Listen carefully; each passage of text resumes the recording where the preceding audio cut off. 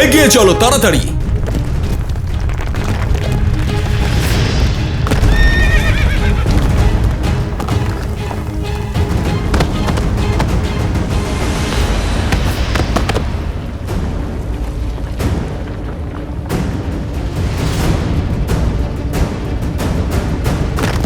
সৈনিকরা,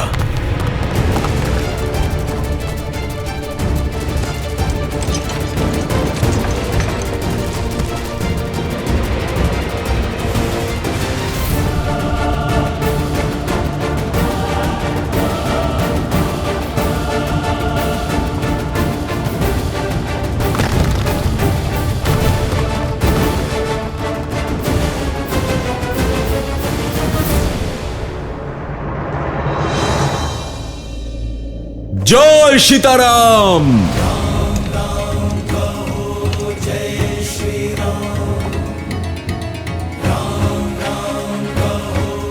জয় সীতারাম। জয় সীতারাম। জয় সীতারাম। জয় সীতারাম।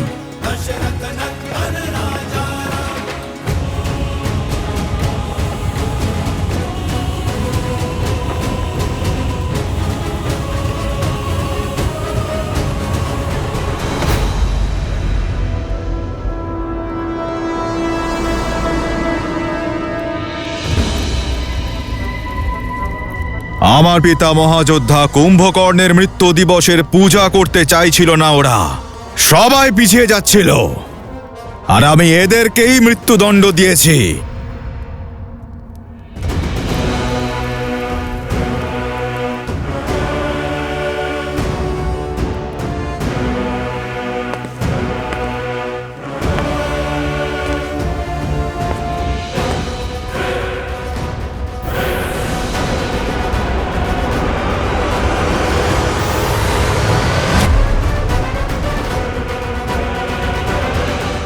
কোন অন্য নগর, দ্বীপ, রাজ্য থেকে পুরোহিত আনো, ওদের আমার সামনে দাস হিসাবে উপস্থিত করো। সাম দাম দণ্ড ভেদ যেভাবেই হোক ওদের এখানে নিয়ে এসো, আর আসতে না চাইলে ওদের আর অন্য কোথাও যাওয়ার অবস্থায় ছাড়বে না।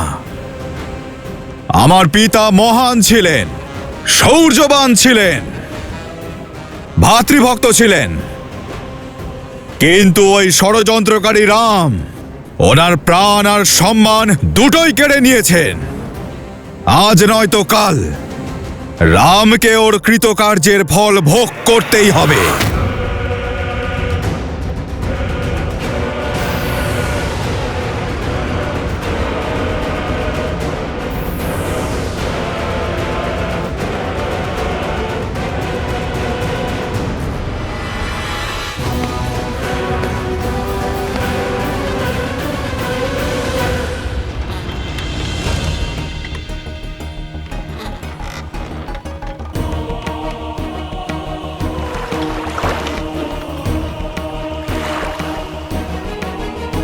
এখান থেকে পূর্ব দিকে যে দ্বীপ রয়েছে, ওখানেই হলো কুম্ভকর্ণের পুত্র দেবমিতের সাম্রাজ্য।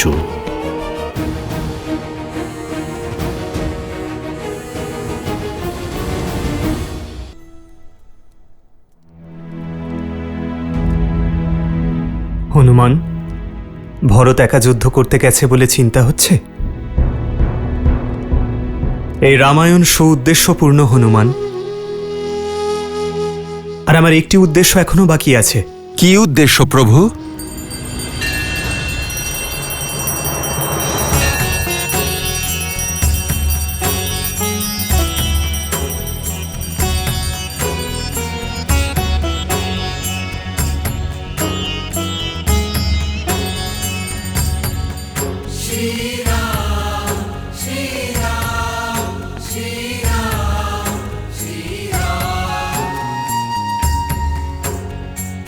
দশরথ পুত্র রামের প্রণাম গ্রহণ করুন ঋষি কুম্ভধর।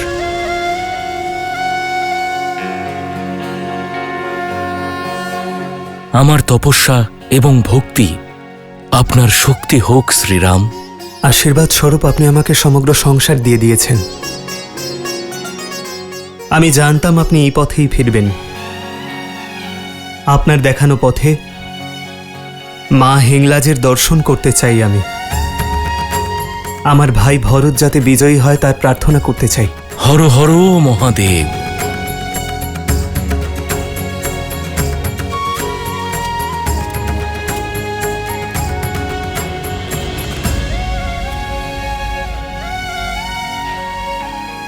প্রভু, প্রভু, পথ খুব দীর্ঘ আর দুর্গম। এইভাবে বিনা পাদুকায় আপনি কিভাবে প্রভু? জগৎ জননীকে দর্শন করতে যাচ্ছি আমি। যত কষ্ট সহ্য করব তা ততই উত্তম হবে। আর সুখের শয্যা থেকে দুঃখের ধরিত্রীতে পা রাখাই তো ভারসাম্য রক্ষা করা।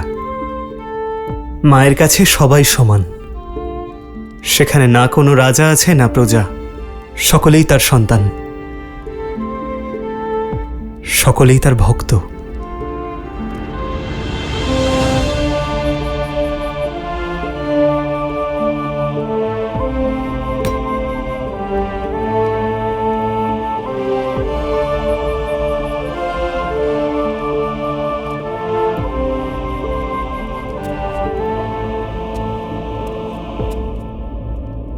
মাতা হিংলাজ দেবী জয়, মাতা হিংলাজ দেবী জয়, মাতা হিংলাজ দেবী জয়, মাতা হিংলাজ দেবী জয়।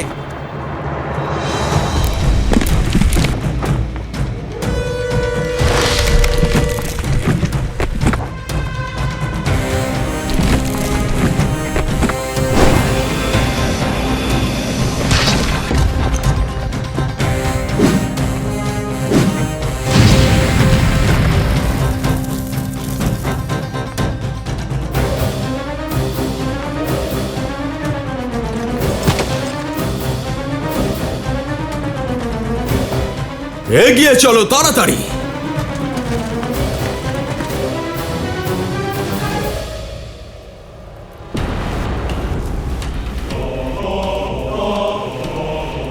যমদেব, এই যুগের সমাপ্তির সময় এসে গেছে। হ্যাঁ,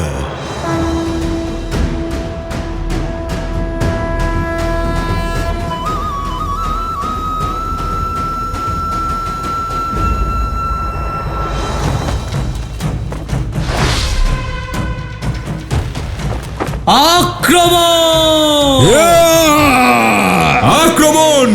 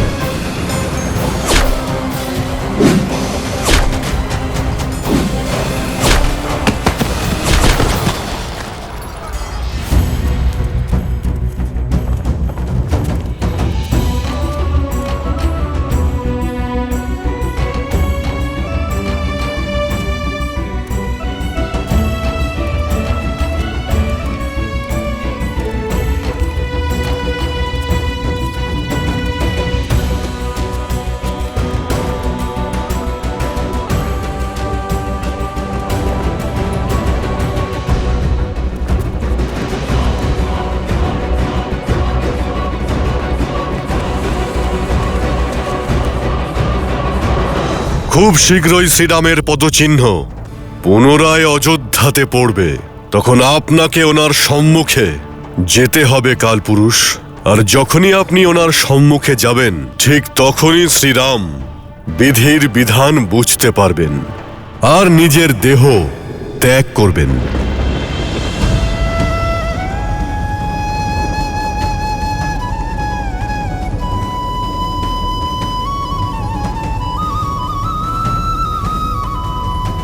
মহাদেব, মনের আশঙ্কা সত্যের রূপ নিচ্ছে মহাদেব। এ ভাগ্যের কি পরিণতি! একদিকে লবকুশ এক অপরিচিত স্থানে প্রস্থান করছে, আর অন্যদিকে ভরত একাই এই যুদ্ধে লড়াই করে চলেছে। একদিকে কালপুরুষ আর যমরাজ শ্রীরামের সম্মুখীন হওয়ার জন্য প্রস্তুত, আর অন্যদিকে হনুমান শ্রীরামের থেকে আলাদা হতে রাজি নন। রামের আয়ান এবার কোন দিকে যেতে চলেছে?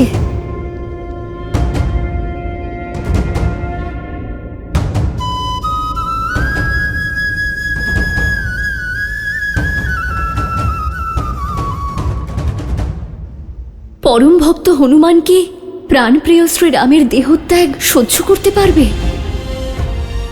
যখন সে জানতে পারবে যে কালের চক্র স্বয়ং শ্রীরামের উপরই আঘাত হানবে, তখন হনুমানকে কে আটকাবে? কে সান্ত্বনা দেবে তাকে?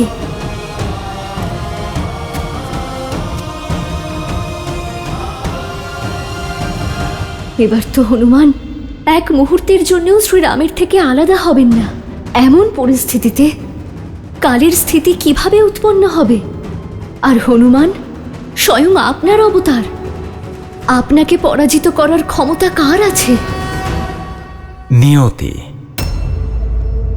নিয়তির নির্ণয় বা ভাগ্যের লিখন কখনো বদলানো যায় না।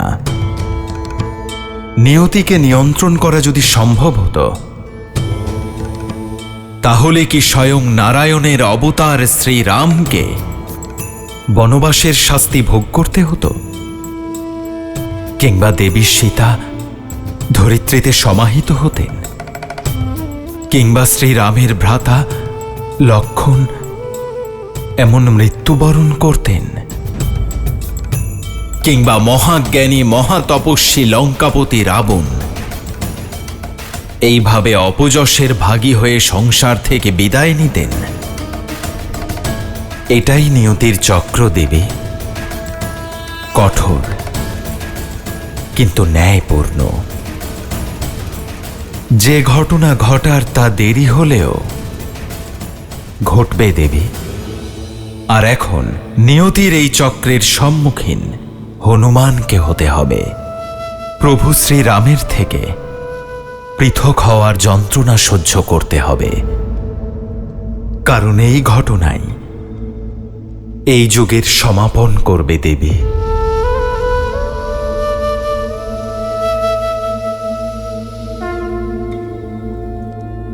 দেবী হিংলাজের জয়!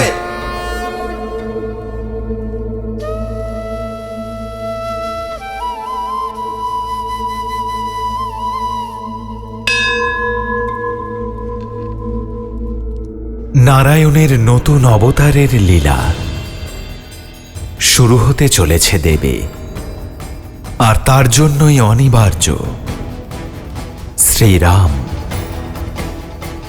আর এই যুগ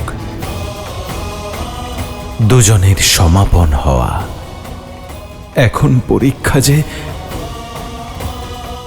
হনুমানের, কারণ ভক্তের ইচ্ছের বিরুদ্ধে স্বয়ং ভগবানও তাঁর প্রাণত্যাগ করতে পারেন না।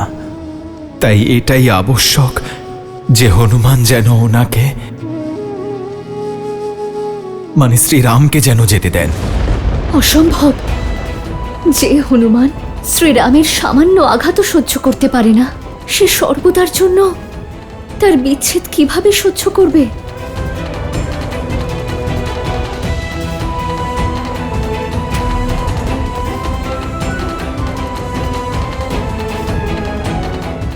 হনুমান, আমি কিছুক্ষণ এখানেই ধ্যান করতে চাই।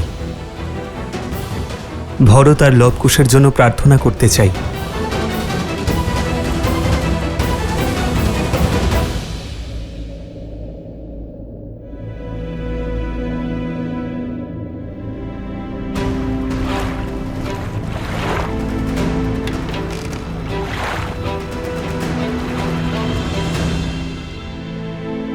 যতক্ষণ হনুমান শ্রীরামের সঙ্গে আছে, ততক্ষণ কাল ওনার সম্মুখীন হতে পারবে না।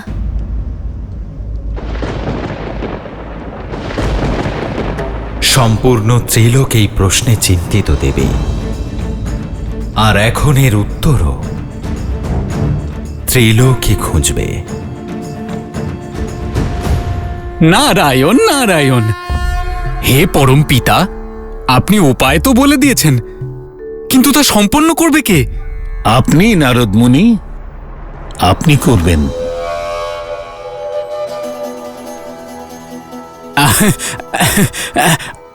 অদ্ভুত অদ্ভুত পরম পিতা। দেখুন, আমি আমার সমস্ত কার্য মনে আনন্দ আর মুখে হাসি রেখেই করি, আর নিয়তির সঞ্চালনে প্রভু শ্রীহরি আমাকে ব্যবহার করেন, কিন্তু সাক্ষাৎ মহাদেবের অংশ শ্রী হনুমানের সঙ্গে এটা না না না না না। পরম পিতা, এই ঘোর সংকটের ভাগী আমি হতে চাই না। নারায়ণ নারায়ণ। হে পরম পিতা, যদি কোনোভাবে হনুমান এই ছলনার আভাস পান তাহলে তিনি আমাকে খুঁজে বের করবেনই। আর যদি তা প্রভু শ্রীরামের ব্যাপারে হয় তাহলে তো উনি আমারই সমান, প্রভু শ্রীহরির ভক্ত। কিন্তু এই ছলনার পরে হনুমান কাউকে ক্ষমা করবেন না। তবে তো শ্রীহরির আগমন পরিবর্তন করতে হবে, কারণ যে কার্য শ্রীহরির পরম ভক্ত নারদমুনি করতে ভয় পাচ্ছেন, তাহলে সেই কার্য অন্য কেউ কি করে সম্পূর্ণ করবে? মাতা, আর যদি এই কার্য সম্পন্ন না হয় তাহলে নিয়তির চক্র থেমে যাবে। সেই জন্যই শ্রীরামের প্রতি হনুমানের মনোযোগ ভঙ্গ করা অতি আবশ্যক। কিন্তু মাতা, তাহলে তো লবকুশের সঙ্গেও অন্যায়ই করা হবে।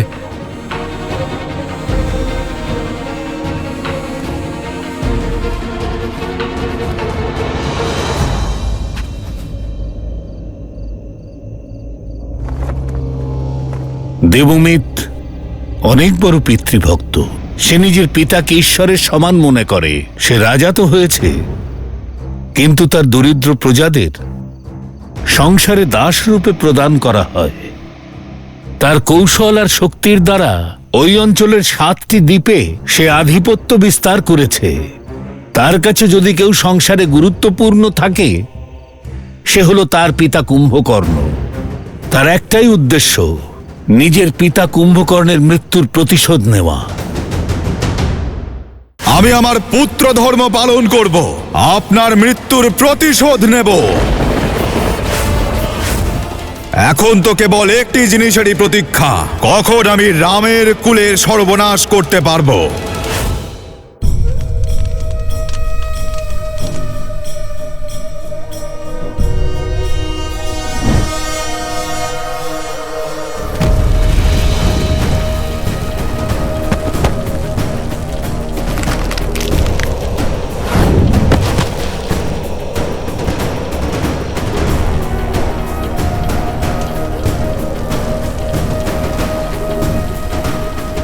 পিতা, কুম্ভকর্ণ ছিল দেবমিতের মাতার দ্বিতীয় পতি। দেবমিতের পিতা অনুলোমাকে মহারাজ দশরথ দেবাসুর সংগ্রামে বধ করেছিলেন। আমি আপনার অংশ তো নই, কিন্তু আমার বিধবা মাতাকে বিবাহ করে আপনি আমায় পুত্রের মতোই পালন করেছেন। আমাকে স্নেহ ভালোবাসার আশ্রয় দিয়েছেন। আর একদিন ওই রাম এসে আমার থেকে আমার সংসার, আমার পিতাকে ছিনিয়ে নিল।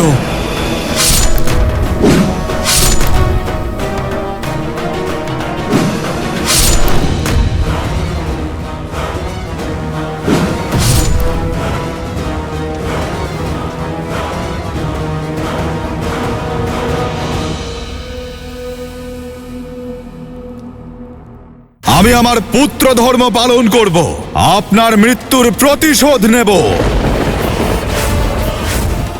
এখন তো কেবল একটি জিনিসেরই প্রতীক্ষা, কখন আমি রামের কুলের সর্বনাশ করতে পারবো।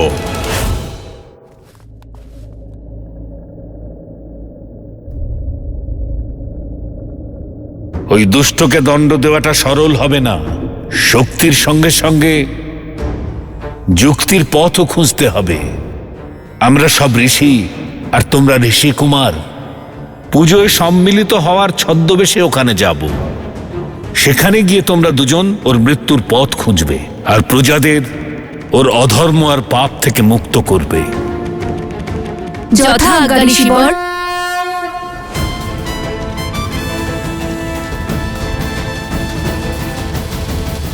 আপনি তো আপনার ভ্রাতৃধর্ম পালন করেছেন। আপনার ভ্রাতার আদেশ পালন করার জন্য নিজের জীবনের বলিদান দিয়েছেন। এবার আমার পালা। আমি আমার পুত্র ধর্ম পালন করব, আপনার মৃত্যুর প্রতিশোধ নেব।